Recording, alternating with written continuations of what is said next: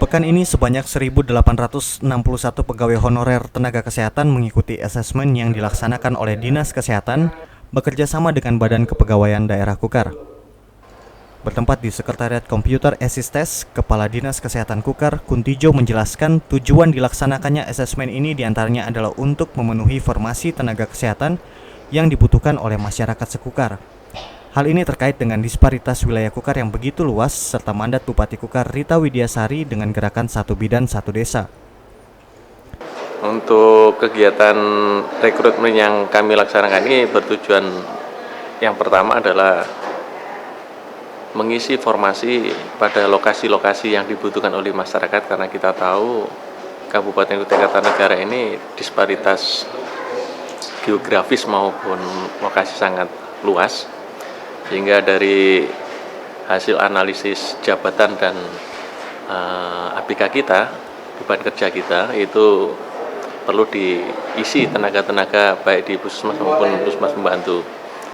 Sementara itu di tempat yang berbeda, Rida Darmawan selaku Kepala BKD Kukar menegaskan, asesmen yang dilaksanakan di bawah pengawasan Badan Kepegawaian Negara ini bukan merupakan rekrutmen pegawai P3K atau CPNS, melainkan rekrutmen pegawai non-PNS dengan sistem kontrak yang harus dilaksanakan demi memenuhi kebutuhan tenaga kesehatan yang saat ini masih kurang.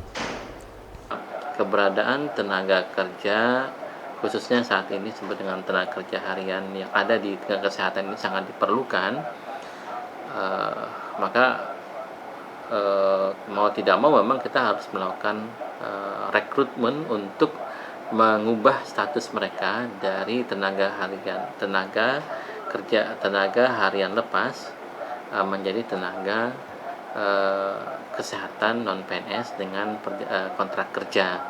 Jadi memang ada perubahan status. Nah, perubahan status inilah yang menjadi dasar kita untuk rekrutmen mereka dengan menggunakan CAT. Aris Windianto, Kepala Pusat Pengembangan Sistem Rekrutmen PNS dari Badan Kepegawaian Negara menjelaskan, melalui sistem CAT ini, rekrutmen pegawai akan jauh dari tindak KKN, karena sifatnya yang transparan serta objektif, di mana para peserta dapat secara langsung melihat hasil tes mereka masing-masing. Yang pertama adalah dari sisi transparansi. Peserta tahu persis nilainya. Begitu dia selesai tes, langsung muncul nilai skor dia. Dan itu bisa difoto, bisa dicatat. Dan sepanjang pada saat tes seperti sekarang ini, kita bisa tahu pergerakan nilainya dari layar. Itu bisa tahu. Jadi tidak mungkin nilai akan dimanipulasi oleh panitia, karena peserta sudah tahu hasilnya. Nah, kemudian yang kedua, soal itu diacak oleh aplikasi. Jadi setiap peserta mendapat soal yang berbeda, tetapi dengan tingkat kesulitan dan substansi materi yang sama. Misalnya tes wawasan kebangsaan itu 35, Pancasila 5 misalnya, ya semua dapat 5 Pancasila. Itu.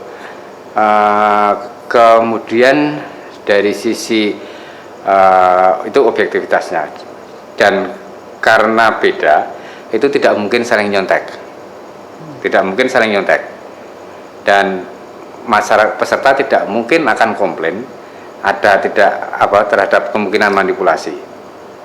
Nah, karena peserta sudah tahu, sudah transparan dan tidak mungkin manipulasi, KKN juga terminimalisir, atau paling tidak malah mungkin tidak bisa sama sekali.